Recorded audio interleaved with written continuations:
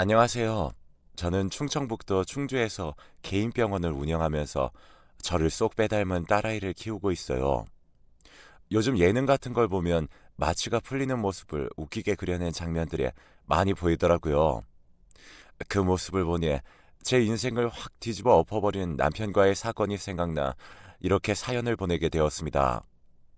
정말 그 수면 마취만 아니었더라도 지금쯤 아마 다른 모습으로 살고 있지 않을까 하는 생각이 드네요. 저는 고향은 충주이지만 대학 때문에 서울에서 공부를 했고 혼자 지내는 어머니가 걱정이 되어 나중에라도 꼭 충주에서 개원을 하고 싶었어요. 그래서 졸업 이후 서울에서 의사로 근무를 하다 나중에는 충주에 병원을 개원까지 하게 되었고요.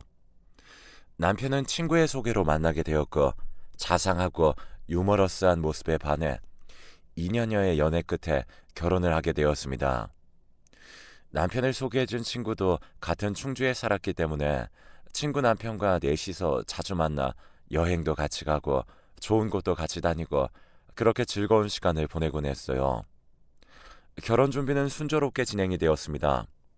웃기게도 저희가 젊었었다면 양가에서 반대를 했을 수도 있겠지만 저희 집에서는 제가 시집을 갈 수 있게 되어 좋다고 하며 남편과의 결혼을 허락했고 시댁에서는 의사 며느리가 생긴다며 결혼을 허락했다고 하더군요.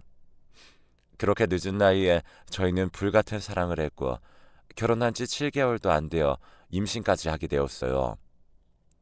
30대 후반이라는 나이가 노산이었기 때문에 혹시라도 잘못될까봐 항상 조심조심하며 생활을 했고 그런 저를 본 남편도 옆에서 지극정성으로 간호해 주었죠.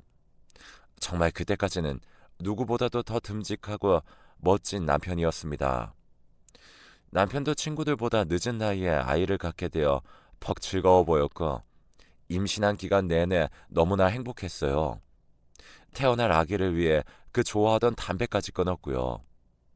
그렇게 몇 개월 후 아이를 출산할 날이 다가왔고 커져가는 아이만큼 배에도 살이 트기 시작하더군요. 빨갛게 올라오는 피부가 징그럽기도 했지만 아이를 위한 훈장이라고 생각하며 그 시간들을 잘 이겨냈고 결국 저희가 그토록 바라던 딸아이를 품에 안게 되었습니다. 남편도 시댁도 친정 식구들도 노사님에도 자연분만을 한 저에게 대견하다며 다독여줬고 저도 이후로는 제 생활이 평탄하리라 생각을 했습니다. 평생을 공부만 하고 앉아서 진료나 보던 저에게 육아는 완전히 새로운 분야였고 정말 눈코 뜰 새 없이 바쁘고 정신이 하나도 없더라고요. 저는 다행히 모유가 많은 편이라 아이에게 모유 수유를 했었고 그렇기 때문에 아이는 대부분 제가 돌보게 되었습니다. 그래도 남편은 집안일을 잘 도와줘서 부부관계에 무리는 없다고 생각을 했어요. 하지만 누군가가 신혼은 아기가 태어나기 전과 후로 나뉜다는 말을 했는데 그 말이 정확히도 맞더군요. 모든 대화가 아기에 대한 이야기였고 모든 관심이 딸아이가 좋아하는 것들이었죠. 그렇게 10년이 넘는 시간이 흘렀습니다. 어느덧 아이는 초등학교를 다니고 있었고 저와 남편 그리고 친구는 여전히 함께 어울려 놀았어요. 그 사이에 바뀐 게 있다면 친구가 이혼을 했다는 점? 친구 지영이는 자신의 잘못으로 인해 그 사이에 이혼을 하게 되었어요. 여자라면 하지 말아야 할 잘못을 하고 전 남편에게 이혼을 당하고 말았습니다. 키우던 아이의 양육권까지 전 남편에게 뺏긴 지영이는 힘든 시간을 보냈고 저희 집에 자주 드나들면서 그 힘든 시간들을 이겨냈네요. 나 너네 집에서 이렇게 있으면 우리 아들이 너무 보고 싶어. 우리 아들도 붕어빵 엄청 좋아했거든. 붕어빵 먹을 때면 꼭 꼬리는 떼서 나 주곤 했다. 꼬리가 제일 맛있는 부위라고. 어, 그러길래 있을 때 잘하지 왜 그랬어? 내가 그러고 싶어서 그랬냐? 네가 알아? 매일 밖에서 바쁘다고 말하는 남편 옆에서 있는 게 얼마나 힘든지. 됐어. 이제 다 끝난 일이고 그래도 다시 새 인생 찾아야지. 좋은 남자도 지금 찾고 있는 중이야. 능력 좋고 마음 넓은 남자.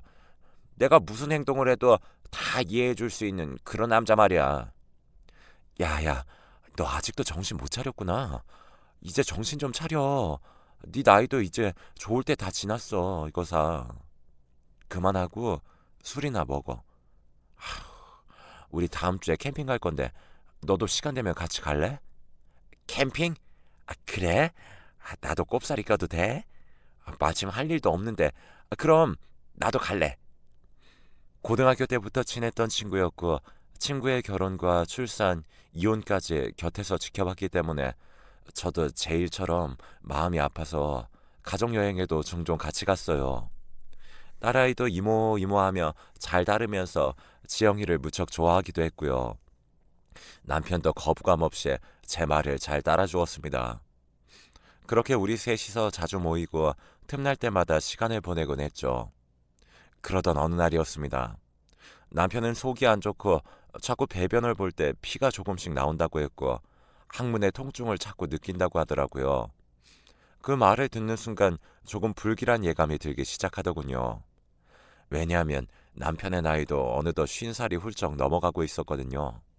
그래서 저는 대충 넘어갈 일이 아니라는 판단을 내렸고 당장 제 병원으로 와서 건강검진도 할 겸 내시경을 해보자고 했죠.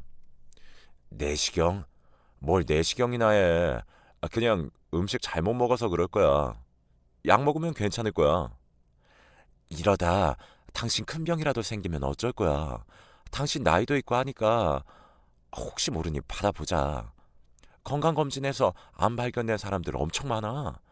그래도 초기에 발견되면 완치율이 높기도 하니까 예방 차원에서 다들 건강검진 받는 거야.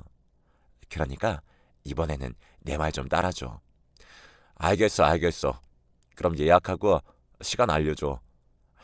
받기 싫은데 당신 때문에 받는 거야. 그래, 알았어. 예약 날짜 잡고 연락할 테니까 그렇게 알고 있어? 그렇게 며칠 뒤에 남편은 겸사겸사 위내시경과 대장내시경 그리고 혈액검사와 엑스레이 등 건강검진을 진행하게 되었습니다. 워낙 병원을 싫어하던 사람이라 병원에 데려온 김에 할 수 있는 건 다 해서 보낼 생각이었죠. 그중에 대장내시경 검사는 다른 선생님이 해주셨어요. 저는 그동안 혹시라도 남편의 몸에 이상한 게 발견되지 않을까 엄청 마음을 졸이면서 그 시간을 기다렸던 것 같습니다. 그렇게 남편의 내시경이 끝나고 검사를 한 담당 선생님께서 조용히 제게 오더니 용종이 5개 발견됐는데 2개는 제거했는데 3개가 크기가 크고 좀 이상해서 나머지 3개는 조직 검사를 해봐야 될 것 같다고 하더군요. 청천벽력 같은 소리였어요.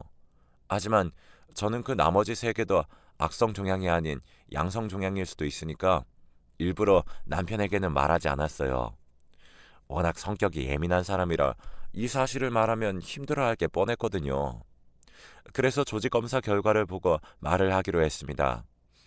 그렇게 남편은 내시경이 끝난 뒤에 회복실로 옮겨졌어요. 저는 남편에게로 가서 손을 잡아주며 별 문제 없을 거라고 말을 해주었고요. 물론 남편은 수면에서 덜 깬 상태였습니다. 여보, 괜찮을 거야. 검사 받느라 수고했어. 내가 당신을 평소에 음식도 잘 챙겨주고 건강관리도 해줬어야 했는데 명색이 의사라는 아내가 남편도 신경 못 써주고 내가 다 미안하다. 이렇게 말을 하고는 남편이 마취가 깰 때까지 기다리려고 했습니다. 그런데 그 순간 남편의 입에서 나온 말을 듣고 충격을 받고 말았어요. 여러분도 아실 거예요. TV에 나오는 연예인들을 보면 내시경을 받고 난 뒤에 수면 마취해서 깰 때 헛소리 한다고 많이 들어보셨죠? 남편도 혼자 중얼중얼 거리더니 이상한 말을 하기 시작하더라고요. 지영아, 어디야? 밥 먹으러 가자. 지영아, 보고 싶다. 지영아, 이따 일 끝나고 집으로 곧장 갈게. 오늘은 뭐 먹으러 갈까? 이렇게 연신 친구인 지영이의 이름을 부르는 겁니다. 저는 이 상황을 어떻게 받아들여야 할지 모를 정도로 머리가 비기 시작했어요. 남편에게서 듣게 된 말은 너무 충격적이라 제가 제 귀를 의심할 수밖에 없기도 했고요. 그렇게 내시경을 받은 후 회복실에서 남편이 하던 그 말들은 제 인생의 변환점이 되었어요. 만약 제가 그날 남편이 마취가 깰 때까지 들어가 보지 않았다면, 만약에 남편이 저희 병원에서 내시경을 하지 않았다면 제가 평생 모르고 살았을 일인데 한편으로는 다행이다 싶었습니다. 저는 남편을 흔들어 깨웠어요. 굳어 어리둥절한 표정으로 여기가 어디냐며 묻는 남편에게 지영이를 왜 그렇게 찾아? 하며 물었고 남편은 당황하며 무슨 소리냐며 저를 이상한 눈으로 쳐다보더라고요. 의사 생활을 하다 보면 마취가 깨어날 때 헛소리를 하는 건 심심치 않게 보는 광경이었지만 내 남편의 헛소리는 그냥 넘겨줄 수 없었어요. 남편은 며칠 뒤 다른 지역에서 일이 있다고 하며 3일이나 되는 시간 동안 출장을 갔습니다. 영업일을 하는 남편은 다른 지역으로 출장을 자주 나가기 때문에 평소와 같은 일정이었지만 남편의 헛소리를 듣고 난 이후로는 그 말을 그냥 넘길 수 없었어요. 결국 옳은 일이 아닌 건 알지만 저는 지인의 소개로 흥신소라는 곳에 일을 맡기기로 했습니다. 제가 원하는 건 그 두 사람이 정말 내연 관계가 맞는지에 대한 것이었죠. 그리고 일주일 뒤에 흥신소 직원은 저에게 여러 장의 사진과 함께 남편이 불륜을 하고 있다는 사실을 알려왔고 흥신소 직원이 보내준 상간녀의 정체를 알고 저는 또 한 번의 충격을 받고 말았습니다. 그 상간녀는 바로 내 친구 지영이가 맞았거든요. 어떻게 이 두 연놈들이 나한테 그 사진을 보자마자 부들부들 손이 떨리기 시작했어요. 그리고 그 두 사람이 좋은 시간을 보내는 오피스텔 사진과 호수 번호도 알려줬죠. 그 직원의 말이 그 오피스텔이 남편과 제 친구의 미래 장소라고 했고 저는 그 말을 듣고 그 두 사람을 가만두지 않겠다고 다짐을 했습니다. 그날 밤 집으로 돌아온 남편은 평소와 같이 씻고 나와서 제가 차려준 밥을 먹으며 맥주를 한잔 했고 이후 뉴스를 보고 있었어요. 저는 남편이 아무렇지도 않은 평소와 같은 모습에 화가 났습니다. 리모컨을 뺏어 들고 드라마를 틀었고 또래 중년 배우가 잘생기고 멋지다는 말과 함께 남편에게 툭 하고 질문을 던졌네요. 당신 나 사랑해? 그럼 당신도 우리 딸도 엄청 사랑하지. 그래? 그럼 당신은 내가 저렇게 잘생긴 배우 만나서 바람이라도 피우면 어떻게 할 거야? 우리 바로 이혼이야? 제가 웃으며 한 질문에 남편은 정색을 하며 바람 같은 더러운 짓 하고 다니면 바로 이혼이지. 당신은 무슨 그따위 질문을 해? 하며 엄청 버럭하더라고요. 저는 남편이 재발절해서 아무 말도 못할 줄 알았는데 본인은 되고 나는 안 되는 그런 마음이었나 봅니다. 저는 사람 좋은 미소를 띠며 당신도 절대로 바람 피우지 마 라고 했고 남편은 딸아이를 끌어안으며 그럴 일 절대 없다며 호언장담하는데 그 모습이 어찌나 가증스럽던지요. 흥신소 직원에게 남편의 스케줄은 다 파악해 두었어요. 친구라고 부르기도 싫은 상간녀와 밤을 보내기 위해 출장 일정을 잡고 오피스텔에서 2박 3일 혹은 1박 2일로 생활을 했죠. 그리고 흥신소 직원의 말에 따르면 두 사람은 저녁이면 꼭 배달 음식을 시켜서 먹는다고 했기 때문에 저는 그 앞에서 잠복을 하고 있기로 했어요. 밤 9시가 넘어가자 저는 슬슬 지치기 시작했고 친정집에 전화를 해서 딸아이를 씻고 일찍 재워달라고 부탁을 했습니다. 제가 D-Day로 정한 날이었기 때문에 미리 딸아이는 친정집에 보내두었거든요. 그 이후 1시간쯤 지나자 오토바이를 타고 배달기사가 왔고 저는 자연스럽게 배달기사에게 말을 걸었어요. 이거 305 가는 거 맞아요? 네, 누구세요? 저희 남편이 시킨 거예요. 저 주시면 돼요. 아, 네. 맛있게 드세요. 저는 당장 그 두 사람이 있을 오피스텔 방문 앞에 서서 벨을 눌렀습니다. 음식이 온 걸 아는지 안에서 후다닥 하는 소리가 들렸고 곧 문이 열리자마자 음식을 그대로 남편의 면상에 던져버렸습니다. 남편은 저를 보고 어리둥절해 보였고 이내 그 상간녀는 소리를 지르며 화장실로 도망을 갔죠. 야, 너네 뭐하냐? 정말 너희가 인간이야? 자, 설명해 보라고. 여보, 잠깐만. 흥분하지 말고 내 이야기부터 들어. 당신 지금 오해하는 거야. 오해? 너 지금 오해라고 했니? 내가 무슨 오해를 했는지 한번 말해볼래? 이 집에 버젓이 있는 너희 둘 사진. 그리고 초음파 사진, 이거 다 뭔데? 니네 나 몰래 바람 피고 임신까지 했니? 뭐 제가 성모 마리아라서 혼자 임신을 했겠어? 나이 50에 임신이 가당키나 하니? 진짜 너네들 사람도 아니다. 어떻게 가장 믿었던 사람들이 내게 이렇게 뒤통수를 칠 수가 있어? 여보, 그거 나 아니고 전 남편이래. 그러니까 당신이 신경 쓸 거 없어. 이혼하고 안 돼 보여서 내가 도와주고 있는 거야. 당신 내 말 믿지?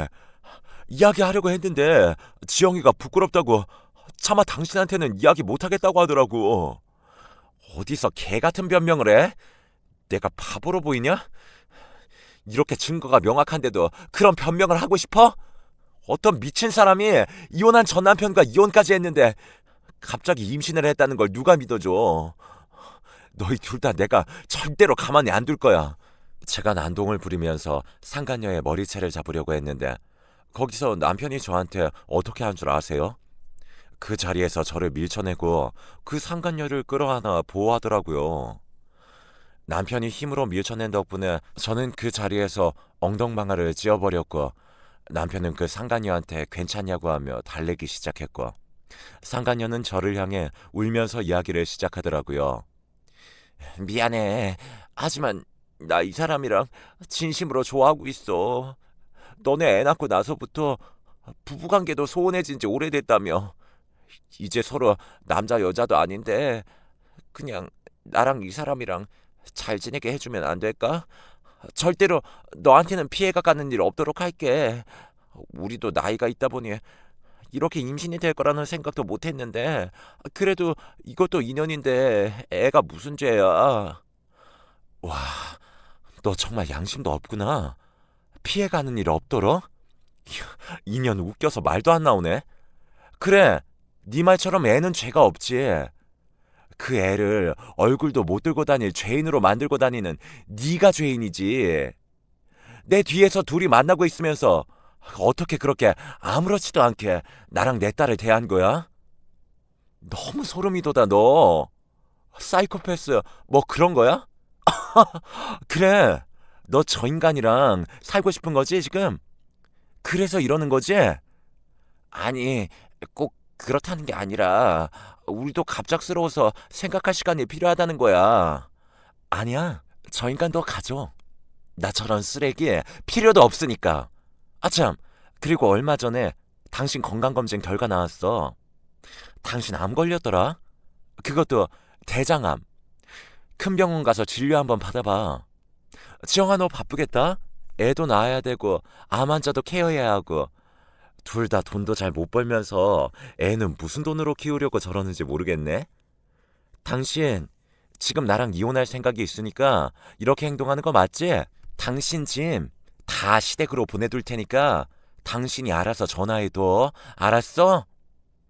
나는 더 얼굴 붉히기도 싫고 이만 갈게. 뭐, 암이라니. 그게 무슨 말이야? 들은 그대로야. 이번에 당신 우리 병원에서 건강검진 받았잖아. 근데 그때 거기에서 용종 3개가 발견돼서 혹시 몰라서 조직검사를 했는데 악성 종양이래. 당신한테 말 안 한 거는 양성 종양일 수도 있으니까 괜히 걱정 당신한테 스트레스 주고 싶지 않아서 말을 안 했던 거였고. 그런데 검사 결과 당신 암이래. 바로 대장암 2기라고. 무슨 말인 줄 알아? 당신은 암 중에서도 가장 위험한 대장암이라고.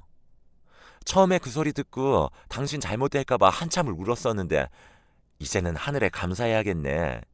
참, 그러길래 평소에 병원 안 가고 버틸 때부터 알아봤지만 아휴, 참, 우리 딸이나 네 뱃속에 있는 아이나 저 인간 자식이니까 둘 다 유전은 조심해서 살아야겠다. 혹시 알아? 너 나중에 나이 들었을 때 네 자식도 똑같이 대장암이라도 걸릴지. 나야 뭐 혼자 벌어서 애 하나 키우는 거 일도 아니지만 너처럼 일도 안 하는 애랑 저 인간이랑 잘 살지 모르겠네. 몸이 재산인 사람은 몸 다치면 한순간에 끝이잖아. 아무튼 난 갈 테니까 몸조리 잘하고. 제가 문을 닫고 나올 때 본 모습은 남편이 주저앉는 상간녀를 다독이는 모습이었습니다. 개뿔. 누가 누굴 위로하고 있는 건지 정말 꼴사납다는 생각을 했고, 저는 다음날 바로 변호사 사무실로 가서 이혼 상담을 시작했습니다. 저는 그 원룸에서 찍은 사진들, 그리고 그날 원룸에서 상간녀와 남편과 몸싸움을 할 때 녹음한 녹음기를 증거로 제출했어요. 이런 것들은 증거로 채택이 안 될 수도 있지만 어느 정도 참고는 해준다고 하기에 냈습니다. 그리고 본격적인 이혼 소송이 시작되기도 전에 시댁에서 전화가 왔고, 시모는 저에게 믿을 수 없는 말을 하면서 전화가 왔습니다. 여보세요? 예, 남자가 살다 보면 그럴 수 있지. 너무하는 거 아니니? 우리가 널 얼마나 가족처럼 예뻐했는데 신랑을 하루아침에 쫓아내는 법이 어딨어? 어머님, 이제 저 말고 새 며느리랑 새 손주 예뻐하세요. 어머님이 아무리 저한테 잘해주셨다고 해도 제가 결혼한 사람은 저희 남편이에요. 그리고 사람이 사람 도리를 못하는데 그게 인간이에요? 저는 남편을 내쫓은 게 아니라 우리 집에 있는 재활용도 안 되는 쓰레기를 버린 거니까 남편 편들 생각은 마세요.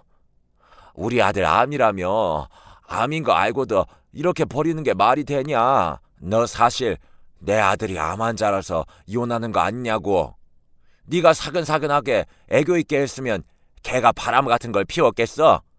너도 잘못한 게 있으니 이만하고 용서해 줘라. 정말 왜 이렇게 다들 말귀를 못 알아듣는지 모르겠네요. 그 상간녀가 지금 임신 몇 개월인 줄 아세요? 건강검진은 불과 한 달 전에 한 거고요. 망상 그만하시고 앞으로 전화하지 마세요. 다음번에 전화하면 더 이상 시어머니 대접도 못 해드려요. 저는 매섭게 전화를 끊었고 이혼 소송을 진행하고 있었습니다. 사실 변호사를 고용해서 이혼을 진행하다 보니 제가 할 것도 없었어요. 다만 양육권 소송도 진행을 해야 하다 보니 아이에게 미안한 마음이 들 뿐이었죠. 그리고 그때 남편은 저에게 찾아와서는 한 번 더 말도 안 되는 미친 소리를 하기 시작했는데, 그 말을 듣고서 최대한 이 이혼을 깔끔하고 성공적으로 해야겠다, 이렇게 다짐하는 계기가 되었죠. 여보, 내가 정말 다 미안해. 지영이가 자꾸 날 홀리는 바람에 이성을 잃고 실수를 하게 됐어. 정말 몇 번만 만나고 헤어지려고 했어. 근데 지영이가 임신이 되어버렸고, 그러니까 남자로서 책임을 져야 될 것 같고, 그래서 나도 너무 힘들었다고. 나 그동안 당신하고 딸 보면서 열심히 살았잖아. 이번 한 번만 용서해주면 안 될까? 무슨 개소리야. 그리고 지영이 배에 있는 아이는, 그 아이는 어쩔 건데? 걔는 참 신기하네. 나이 50대에서 임신을 한 것도 용하다 용해. 내가 지영이한테 말 잘해서 애만 우리 호적에 올려서 키우면 안 될까? 지영이랑은 깔끔하게 헤어질게. 그러니까 당신도 조금만 양보를 해줘. 지영이 아이가 아들일 수도 있잖아. 우리 딸도 동생이 생기면 좋아할 거야. 무슨 개소리 하는 거야. 내가 왜 키워? 당신이 키워. 내가 왜? 나중에 나 죽고 나면 나랑 피 한 방울 안 섞인 애한테까지 재산을 줘가며 살아야겠어? 난 내 딸 하나 잘 키우면 돼. 정말 사람이 어쩜 그렇게 자기 주제도 모르는지. 당신을 받아줄 이유도 없고, 난 당신 때문에 남자라는 동물이 이제는 쳐다보기도 싫어. 다시 내 병원이나 집으로 찾아오지 마. 한 번만 더 찾아오면 법으로 해결할 수밖에 없어. 알았어? 제 앞에서 무릎 꿇고 있는 남편을 쳐다보지도 않고 저는 지나쳐갔어요. 그 결과 소송 끝에 결국 이혼을 하게 됐습니다. 재산 분할도 제게 유리한 쪽으로 가져오게 되었고, 양육권도 마찬가지고요. 또 따로 위자료도 받을 수 있었고요. 상간녀인 그 친구년에게도 미자료 소송을 걸어 2천만 원을 받았고, 충주에서 얼굴도 못 들고 다니게 제 주위 사람들, 친구들, 지인들에게 그년의 실체를 밝히고 거의 충주에서 매장시켜버렸네요. 이혼 후 남편은 상간녀랑 새 살림을 차렸다고 합니다. 상간녀 친구, 그녀는 앞으로 사는 게 지옥 같을 겁니다. 병들고 늙은 사람 케어하는 게 쉽지가 않다는 걸 피부로 느껴보다 보면 얼마나 자신이 인생을 헛되게 살았는지 분명 알게 될 거라고요. 잘 살아보라죠 뭐. 그리고 대장암 수술을 잘 받았다고 하는데, 대장암이라는 게 수술이 잘 되었어도 관리를 많이 해줘야 하는 암이라 여간 골치 아픈 병이 아닌데 아마 평생을 병자로 살아가야 되지 않나 싶네요. 그렇게 제 결혼 생활은 끝이 났습니다. 딸을 보면 마음이 아픈 건 사실이지만 전체적으로 본다면 후련한 것도 사실이에요. 정말 그때 전 남편이 내시경 검사를 하지 않았다면 계속 모르고 저들에게 이용만 당하고 살았을 것 같은데 정말 하늘에서 도와준 것만 같네요. 앞으로는 제 딸과 함께 새로운 인생을 살고 싶어 남편과 함께 했던 집을 팔고 새로운 곳으로 이사를 갔습니다. 그리고 그거 아시나요? 10년이나 키운 딸을 양육권과 친권을 다 저에게 주면서 앞으로 안 보고 살겠다고 하더군요. 참나, 그게 아빠가 할 소린가요? 그래서 제가 한마디 해줬어요. 그래, 내가 원하는 바야. 그 대신 양육비에 법원에서 70만 원씩 보내라고 판결 난 거 당신도 알지? 한 달이라도 늦추면 법대로 할 거니까 딸을 안 보더라도 아빠의 의무는 지켜줘. 라고 말이죠. 그 약속을 4개월 지키지 않고 있습니다. 물론 저 혼자 병원 운영하며 키워도 부족함이 없지만 남편에게 그 70만 원 나가는 돈이 얼마나 큰 돈인지 저는 잘 알고 있거든요. 대장암 치료하면서 생계도 막막할 건데 양육비까지 보내주려고 하면 머리가 아플 겁니다. 지금은 치료받느라 백수 상태이기도 하고요. 물론 상간녀 지영이 그년도 백수고요. 그래서 이번 달에 양육비 소송을 준비하고 있어요. 압류를 걸든 뭘 하든 받을 건 다 받아야 한다고 생각하거든요. 그렇게 저의 새 인생이 시작되었습니다. 오히려 남편과 같이 있을 때보다 행복하고 좋아요. 친정엄마가 그 덕분에 자주 오셔서 애도 잘 봐주시고 그걸 명목으로 저는 친정엄마에게 한 달씩 용돈도 드리게 됐고요. 이제는 더 이상 가슴 아픈 일 겪고 싶지 않습니다. 앞으로는 좋은 일, 행복한 일, 하루하루 기쁜 일만 있을 수 있도록 더 열심히 살아야겠어요. 이걸 보시는 분들도 좋은 일만 가득하시길 바라고 여러분 가정에 건강과 평화가 함께 하시길 기원합니다. 감사합니다.